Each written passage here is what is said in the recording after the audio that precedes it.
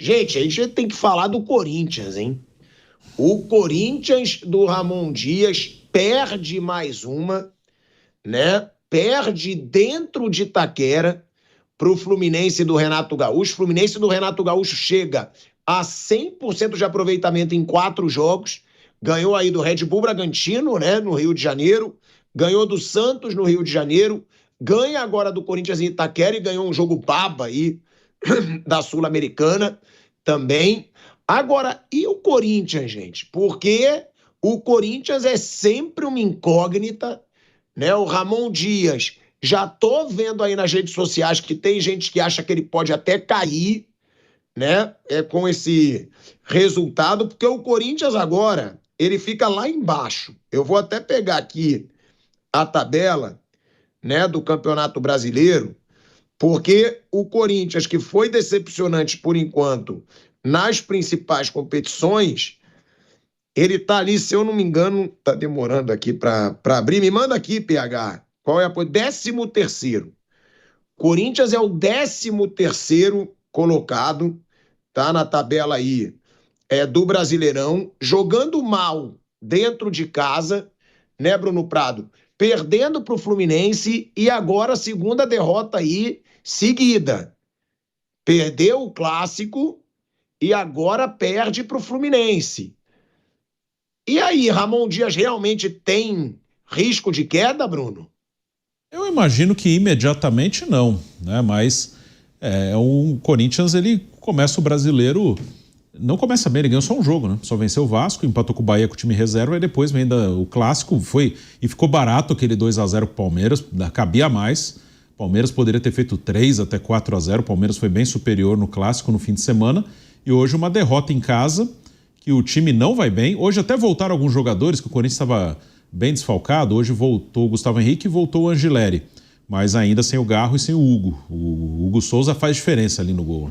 O Donelli, ele não chega a falhar nos gols, mas sim, o Hugo, ele pega algumas bolas que o Donelli não pega, né? Então o Hugo acaba fazendo muita diferença e o Corinthians não jogou bem na partida de hoje. A vitória do Fluminense foi merecida. O Corinthians na Sul-Americana também, uma derrota em casa e um empate. É um time que tem bons jogos com o seu time inteiro, completo, mobilizado, mas é um time que agora que começaram as competições mais importantes tem oscilado bastante. É um time que precisa estar bem para entregar um resultado. O elenco, quando precisa mexer, tem algumas peças que não correspondem, que não está o Garro. O Coronado, de novo, machucado. E quando joga também é regular. E o Romero hoje jogou e não jogou nada. O Thales Magno, que estava bem no Paulista, caiu bastante. Então, o Corinthians, quando os seus principais jogadores não estão bem, hoje o Memphis apagadíssimo também, ele não consegue, não tá conseguindo render. É um início de Brasileiro ruim do Corinthians, que eu não acho que é um time para ter só uma vitória em 4 jogos, dá para fazer mais, mas também nunca pensei assim no Corinthians como um candidato real ao título. Ele poderia, em algum momento, estar entre os primeiros, isso eu imaginava, que em algum momento ele poderia até brigar lá em cima. Ele não está na Libertadores, está na Sul-Americana. Se sair da Sul-Americana, acho que em algum momento ele até poderia brigar em cima com o Flamengo, o Palmeiras, que hoje disputam outras competições, principalmente Libertadores. Mas não dá esse sinal, está largando atrás. Então é o Corinthians que deve brigar, não nessa primeira parte, assim, G4, pode ser ainda é muito cedo, mas ele não dá esse sinal. O Corinthians completo, eu acho que é um time que poderia fazer bem mais no campeonato. E até agora é um início bem ruim do time do Corinthians. Só uma vitória contra o Vasco, no jogo que jogou bem. E nos outros 3 jogos ficou bem abaixo. No Clássico e hoje, Corinthians bem abaixo do que pode fazer. Foi uma vitória, um empate contra o Bahia, porque o Bahia teve o Everton Ribeiro expulso nos primeiros minutos do segundo tempo. E aí, as 2 derrotas. Eu concordo com o Bruno, né, quando ele fala do Donelli, que eu acho um goleiro muito abaixo da média aí para um time grande, né, da Série A, mas também o Corinthians não criou quase nada. O Fluminense criou mais do que o Corinthians, fora de casa, né? Não pode o time de fora de casa, na minha opinião, com o elenco caro que tem o Corinthians, essa é a verdade. O Corinthians tem um elenco caríssimo, caríssimo. E aí? Não vai entregar nas principais competições? Pré-Libertadores já foi um mico. Agora, Brasileirão, começa bem meia boca.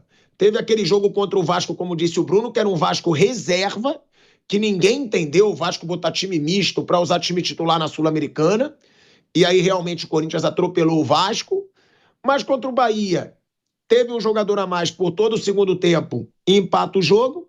No Clássico foi massacrado pelo Palmeiras e hoje jogou pior que o Fluminense. Então, a fase do Corinthians de bola, de futebol, é ruim. E eu concordo com o Bruno. Eu acho, foi um belo gol do René? Foi. Mas o Donelli pula todo estranho. Ele não pula com os dois braços, ele coloca um braço. Parece que ele já se joga sabendo que ele vai levar o gol, né? Eu acho que ele não tem muito coordenação de goleiro. Sei lá, já foram vários lances que eu vejo ele saltando de um jeito meio esquisito.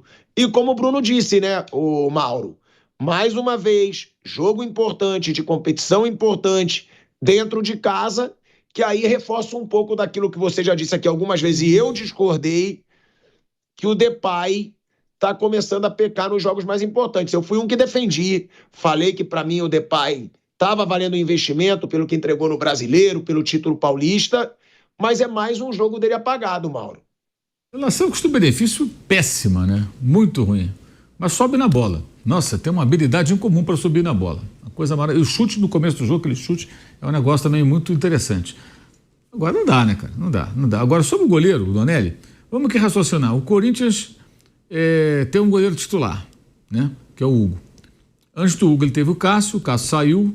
Tinha até dívidas, né? Com o jogador, essa coisa. Não tinha as dívidas com o Cássio, acertada com o Cruzeiro, foi embora. Aí o Carlos Miguel foi embora, porque baixaram ali a multa rescisória, o Nottingham Forest contratou facilmente e comprou o Hugo. Vamos lembrar como é que o Corinthians contratou o Hugo.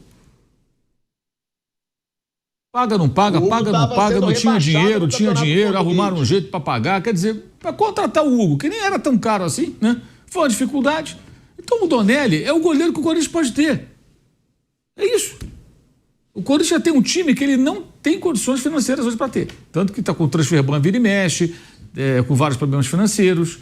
Então o Corinthians não tem condição de ter certos jogadores.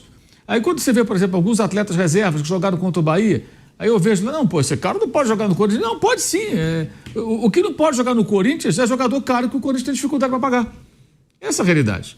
Então o Donelli, com suas limitações que ele eventualmente possa apresentar, é o que o Corinthians pode ter. O que é fora da realidade são os caras, jogadores de um clube com tantos problemas financeiros. E um time mal treinado, né? A gente fala isso há muito tempo. Um time mal treinado. Mal treinado. Tomaram um coco em casa do time do Renato, que chegou ontem. É brincadeira, né, cara? É brincadeira. Essa aí eu vou te contar. Eu vou te contar. O Renato já tinha vencido 2 jogos no Rio de Janeiro com gol no último minuto, contra Santos e com uma boa dose de sorte, até merecido, e contra o Bragantino, quando fez um péssimo segundo tempo, né? Aí tomou um empate, depois fez um gol. Hoje o Fluminense venceu. Tranquilo. Jogando em Itaquera. Problema nenhum. 3 pontos na conta, 9 no total. Terminou ali, naquele momento, como vice-líder do campeonato. Já não é nesse momento, mas está ali a 1 ponto da liderança. E o Corinthians ali estacionado, né? Depois de 2 derrotas seguidas, né? Aí você vê como foi ilusória aquela vitória sobre o Vasco. E se o Vasco coloca o time titular, o Vasco consegue, de repente, fazer jogo contra o Corinthians. Consegue competir. Poderia até perder, mas não seria goleado, creio eu. E teria a chance de competir, mas colocou o time em reserva. Foi bom naquele dia, mas iludiu muito aos corintianos, porque imaginaram uma coisa que o time não é. Embora tenha bons jogadores, hein? Pode ter questões financeiras, mas o elenco do Corinthians não é ruim. O time é mal treinado. Agora, Mauro, então a palavra para você é péssimo mesmo, custo-benefício péssimo por enquanto do Depay. Pilhado, só posso dar uma informação? Ela é bem importante. Pode, rapidinho que a gente vai ter que ir pro break, pode. 30 minutos de jogo na Vila Belmiro, Neymar sai chorando, substituído, sentiu novamente. Eita! Mais uma vez, hein? Mais uma vez, a gente avisou tanto aqui. O Neymar, a situação física do Neymar saiu chorando de campo. O Santos estava vencendo o jogo, né, por 2-0, e o Neymar sai de campo chorando aí na Vila Belmiro. É aquilo que eu falo, né, gente? Não dá. Eu torço muito pelo Neymar, Que pena, né, de ver o Neymar chorando, claro. Mas ou o Neymar bota na cabeça que ele quer focar completamente no futebol, completamente, é o que eu falo, completamente, ou ele vai ter que se aposentar.